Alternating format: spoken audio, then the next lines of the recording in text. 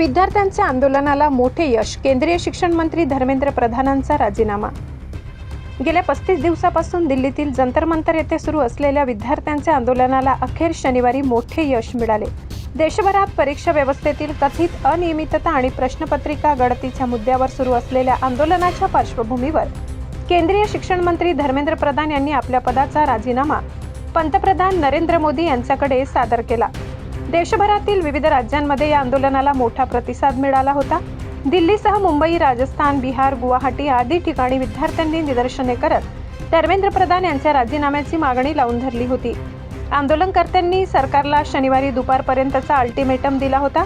मागणी मान्य न झाल्यास आंदोलन अधिक तीव्र करण्याचा इशाराही देण्यात आला होता. पंतप्रधान नरेंद्र मोदी यांच्या कार्यकाळात एखाद्या मोठ्या विद्यार्थी आंदोलनानंतर केंद्रीय मंत्र्याने राजीनामा दिल्याची ही महत्त्वाची घटना मानली जात आहे. सोशल मीडियावरून राजीनाम्याची घोषणा. धर्मेंद्र प्रधान यांनी सोशल मीडियावरील आपल्या पोस्टमध्ये सांगितले की जंतर मंतरवरील आणि देशभरातील परिस्थितीचा राष्ट्रविरोधी शक्तींनी गैरफायदा घेऊ नये. देशाची एकता अबाधित राहावी. विद्यार्थ्यांचे भविष्य कोणत्याही कायदेशीर अडचणीत सापडू नये आणि विद्यार्थ्यांनी आपले लक्ष शिक्षण व करिअरकडे केंद्रित करावे. या उद्देशाने आपण पंतप्रधानांकडे राजीनामा सादर केलाय.